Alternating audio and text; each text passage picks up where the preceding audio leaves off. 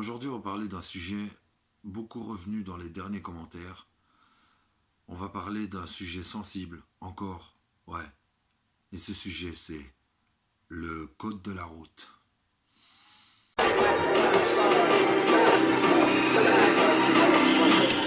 Bitch, I wanna party like Chris Farley.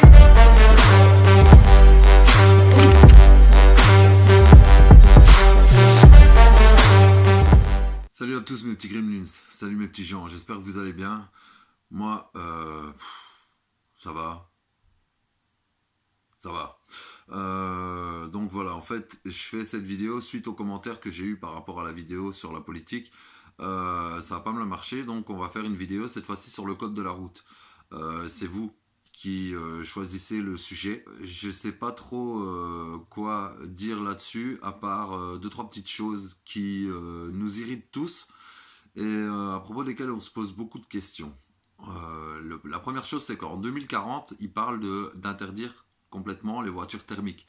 Donc les voitures thermiques, pour ceux qui sont un petit peu trop cons et qui ont besoin d'un coup de main, ce sont les voitures à essence, à moteur à explosion, donc essence diesel, LPG aussi. Mais ils veulent supprimer totalement en 2040 les véhicules avec des moteurs à explosion.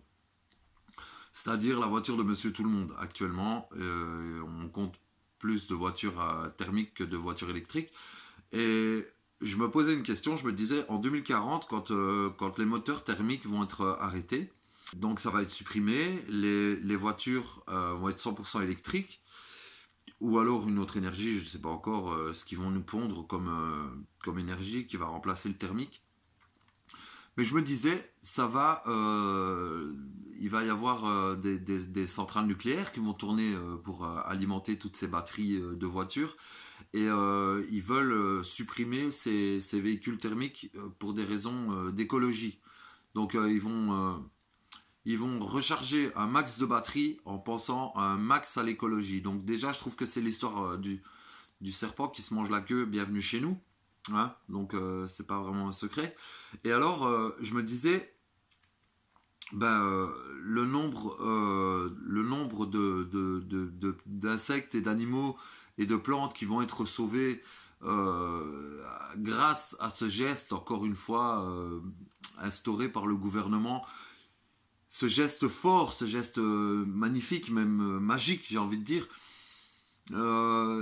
ça va être en fait remplacé par le taux de mecs qui vont se faire écraser sur la route parce qu'ils n'ont pas entendu arriver une voiture électrique. Parce que je sais pas si tu as constaté, mais il y a des caisses qui font du 0 à 200, 210 en moins de 3 secondes. Et ces voitures-là, quand elles démarrent, ça fait bzzz. Voilà tout ce que ça fait. Donc maintenant, à part un coup de klaxon, pour éviter de te faire péter par une caisse, t'as à regarder à deux fois avant de traverser. Parce que si ça se trouve, il y a une voiture, tu la vois au loin, t'as l'impression qu'elle est à l'arrêt, mais en vrai, elle roule à 160 vers toi, tu vois. Donc, déjà, je trouve ça super, super intelligent, les voitures silencieuses, les voitures électriques, c'est génial. Par rapport au code de la route, donc la suppression des véhicules thermiques, je sais pas ce que vous en pensez, mais moi, je pense que c'est une très, très belle connerie, en fait. Une belle connerie, ouais, une très belle connerie. Et... je me dis, c'est bien d'être écolo, mais ça serait bien d'être un peu moins con aussi, ça serait peut-être pas plus mal. Donc voilà. Donc je me dis un truc aussi, je parle ici du deuxième sujet, c'est un sujet qui m'a été proposé aussi sur le code de la route, c'est les gens au volant de leur voiture qui se sentent pousser des couilles sous prétexte qu'ils sont protégés par une carrosserie. Donc ils sont protégés par une carrosserie de bagnole et à partir du moment où ils commencent à te faire des signes dans leur voiture, parce que bon, on a tous connu le mec qui se cale à côté de toi en voiture et qui va te dire mets-toi sur le côté, mets-toi sur le côté. Donc ce mec-là, on l'a tous croisé, hein, y a pas de secret. Mais je sais pas si vous avez constaté que ce mec, quand il se retrouve à un feu rouge et que tu descends de la voiture, en fait, eh ben, il se transforme en petite fille égarée dans un supermarché, tu vois. Il pleure après sa pute de mère, en fait. Alors oui, je sais, je parle pas bien, et je ne m'en excuse pas, mais si jamais t'es pas content, tu peux passer à autre chose, c'est pas un problème, parce qu'on me l'a mis dans la gueule aussi. Donc les gens qui se sentent pousser des couilles dans leur voiture, quand vous faites des gestes, des signes, quand vous klaxonnez, vous gueulez après un autre usager de la route, bah, franchement, assumez un petit peu, ce serait peut-être pas plus mal. Hein, ça changerait pas mal de trucs niveau, niveau baston au bord d'une route en fait. Parce que je sais pas, t'as remarqué, il n'y a pas beaucoup de bagarres au bord de la route. Hein. Il n'y en a pas beaucoup. Mais tu sais pourquoi? Bah parce que les gens, ils ont pas de couilles. Tu vois, ils ont que des couilles quand il s'agit de faire des grands gestes à travers une vitre, fermée derrière une portière, verrouiller la portière, hein, bien sûr. Et ouais, ces mecs-là sont super énervants et j'en croise relativement souvent. Je dois reconnaître que ça m'est arrivé de faire des signes à quelqu'un qui a un comportement de merde sur la route et qui fait chier tout le monde. Euh, mais moi, je suis pas le genre de mec qui va tracer et accélérer pour me barrer en fait. Moi, je suis le mec qui va se mettre sur le côté. Si tu descends de ta voiture, on s'arrange. Voilà. La dernière fois que ça m'est arrivé, il y a un mec qui m'a fait des gestes en voiture. Eh ben, je l'ai suivi pendant une trentaine de kilomètres. Et je pense qu'au troisième feu rouge, il avait 3 fois fait caca dans sa culotte. Donc il y a un moment, il faut laisser tomber. Donc j'ai laissé tomber. Mais ce serait bien que vous assumiez un petit peu votre grande gueule et que vous arrêtiez de faire les cacous comme ça. Parce que franchement, ça nous amuse pas, nous, hein, de nous arrêter pour vous décalquer la gueule. Voilà, c'est pas notre but à nous, c'est pas de vous faire un tatouage en relief 3 dimensions de Citroën ou Renault, Opel sur le front. Non, nous, notre but à nous, c'est de rouler tranquille et de pas se faire casser les couilles par des flippettes en fait. Hein. Donc vous êtes un peu comme ces mecs-là qui s'adressent aux gens sur Internet et qui parlaient et qui n'assumaient pas vos paroles quand il s'agit de se retrouver. Et Dieu sait qu'on en connaît beaucoup. Donc voilà, moi particulièrement, j'en connais plein. Et, ça, c'était donc le deuxième sujet de cette vidéo par rapport au code de la route. Et on va passer tout de suite à la suite. Ça, c'est un sujet qui m'énerve, limite plus qu'une partie de Fortnite, tu vois. Donc, et c'est énervant une partie de Fortnite. Quand tu débutes, en tout cas, c'est hyper énervant. Donc là le troisième point de cette vidéo, en fait, c'est... Enfin, il y a encore beaucoup de gens qui ont parlé de ce sujet-là, parce que c'est ouf.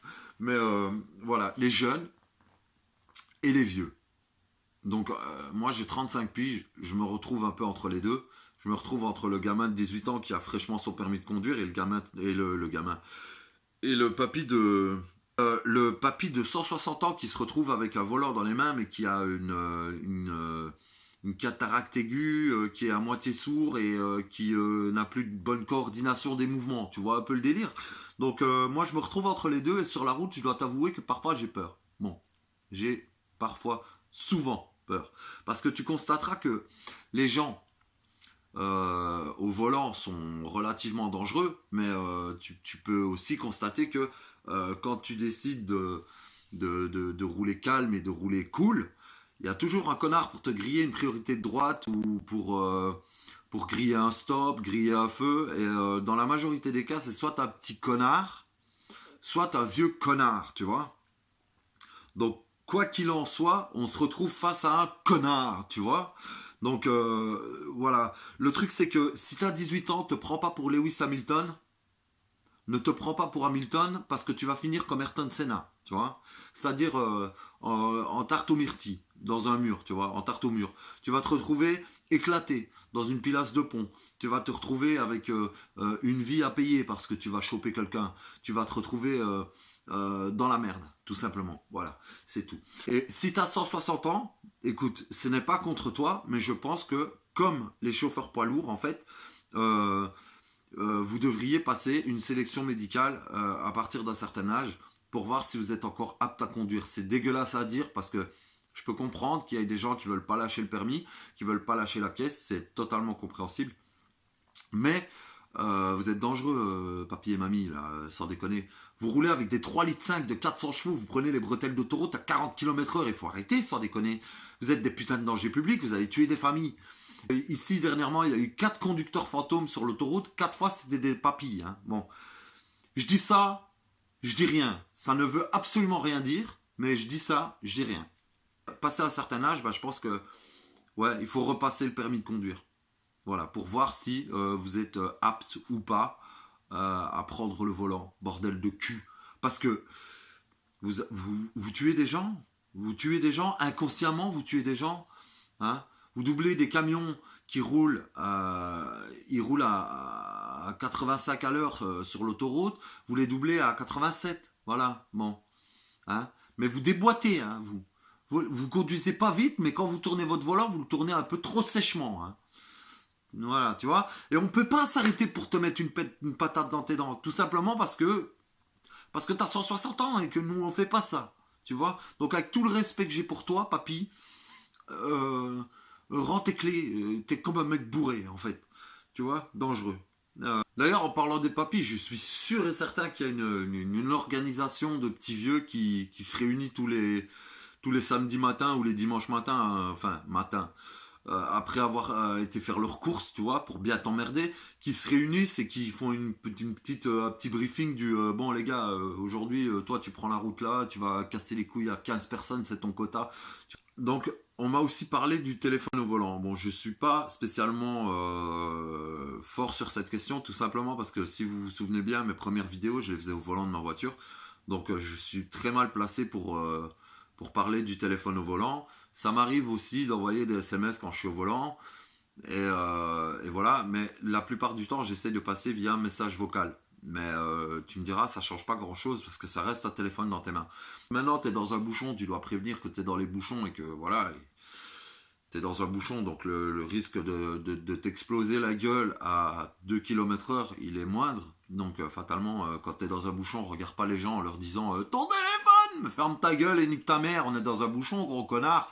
Tu viens de faire une pointe à 180 en racontant ta vie et ce que tu as vu hier à la télé à ton pote. Donc ferme ta gueule, tu vois. Ferme ta gueule. Ouais, je suis un peu énervé, je suis un peu... Vous me connaissez, je suis un petit révolté. Donc en fait, moi, je pense toujours sécurité. Ça m'arrive de rouler comme un barjot. Et ça m'arrive de tracer, mais si la route où je me trouve ne s'y prête pas, c'est-à-dire que s'il y a beaucoup d'usagers sur la route, que les gens sont un peu éparpillés partout sur les bandes sur l'autoroute, je ne vais pas commencer à rouler comme un psychopathe en zigzagant entre tout le monde. Je suis pour la conduite en mode agressive, mais attention à l'endroit où tu le fais. Voilà. On va parler de quelque chose qui me fout la haine et qui fout la haine à beaucoup de gens. Ce sont les centristes. Alors les centristes, si vous voyez cette vidéo, quand je me mets sur la première bande, il n'y a personne sur la route. La seule voiture qu'il y a devant nous sur l'autoroute, elle est à 3,5 km. Pourquoi vous restez sur la bande du milieu? Pourquoi vous faites ça? Moi, j'arrive en 140, pas trop vénère. J'arrive à 140, moi, je dois ralentir à 120, passer de la première à la troisième.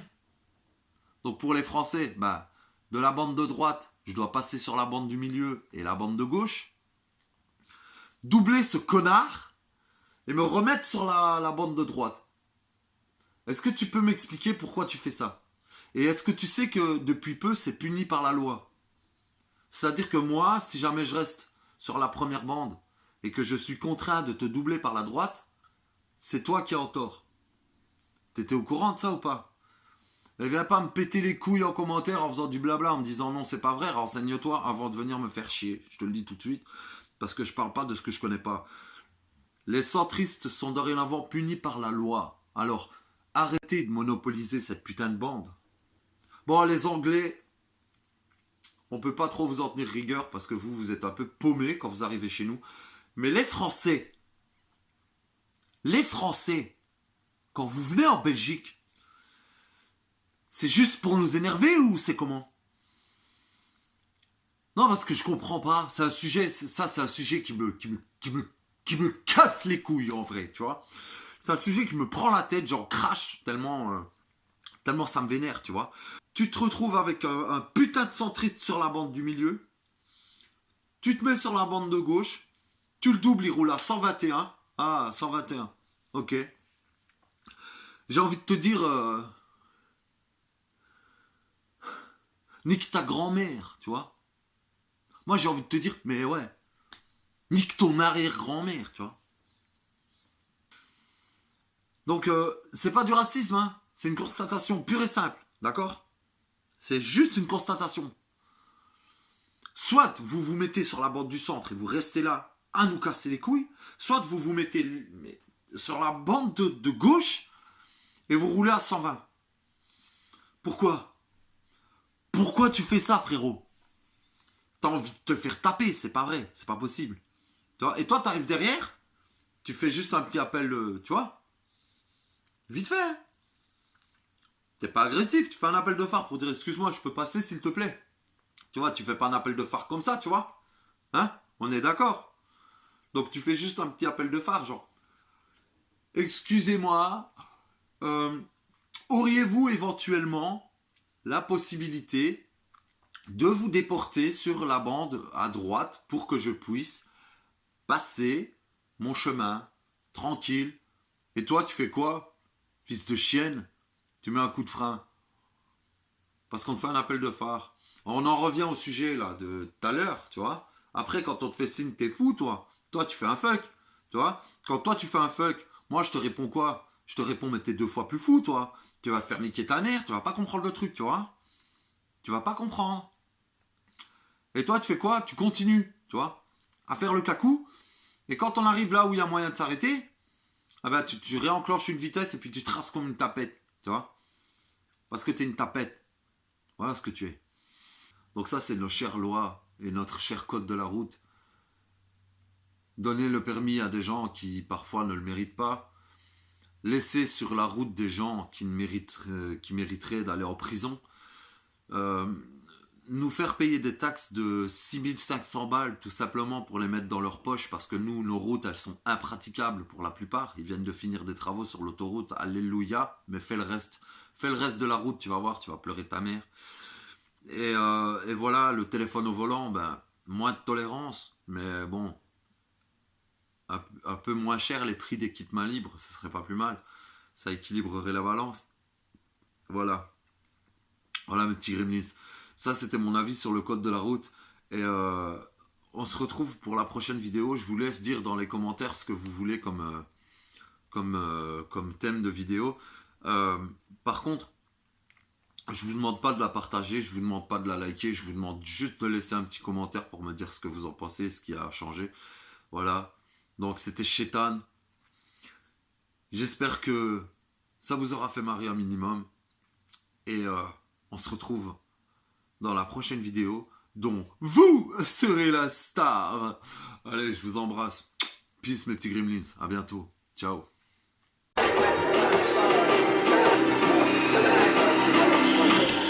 Bitch, I wanna party like